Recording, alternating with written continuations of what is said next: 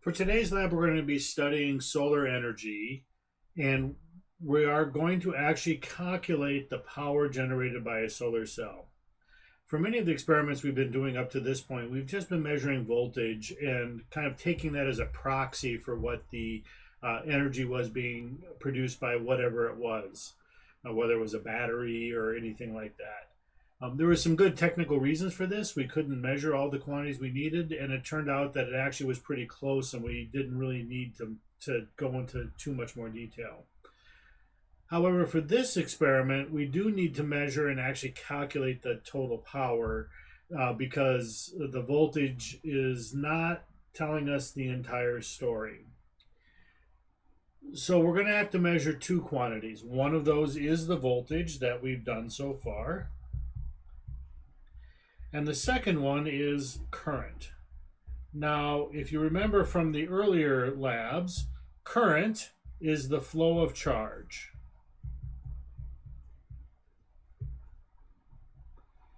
And we represent it with the letter I, and its unit is the ampere,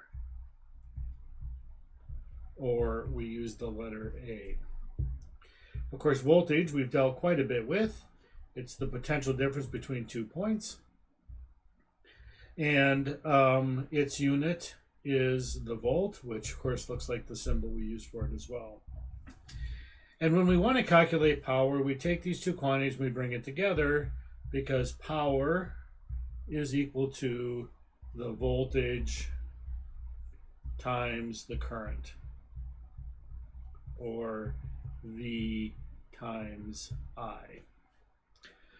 So voltage you had quite a bit of experience measuring. So if we look at our solar cell here, I'm going to zoom in a little bit and I'll zoom back out.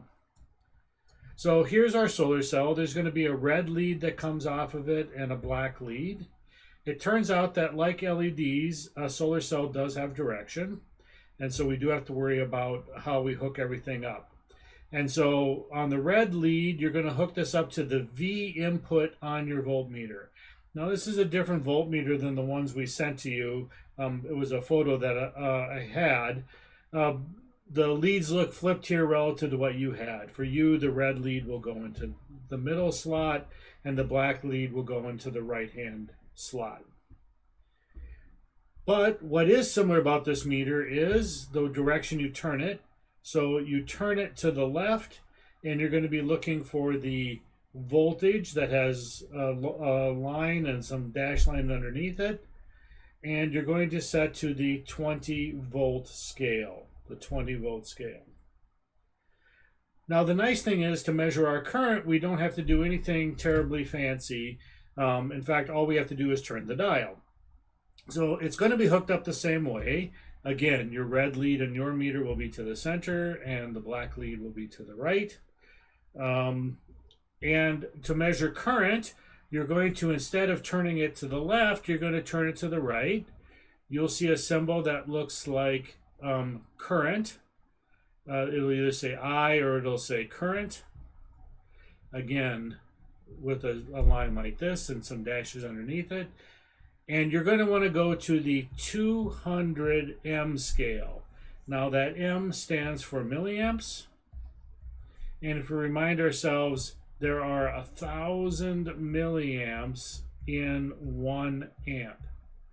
In other words, when you measure current, you're going to get a reading that's in milliamps. So let's say I get a reading, as an example, of 200 on my dial. Now let's make it 180. So 180 on my dial. That means 180 milliamps. To get this into amps, so that is in milliamps, I will divide this by 1,000 milliamps per amp, and this would give me 0.180 amps. So the dial reading you take from this, you're going to divide by 1,000 to get it correctly into amps. And then to calculate the power, you're going to take your measured voltage and your measured current, and you're going to just multiply them together, and that will give you the power in watts. That's the unit. So again, I have another video a little bit later showing you how you actually measure the current. But just a reminder, you don't have to unhook anything. You just switch between the left hand direction 20V and the right hand side 200M.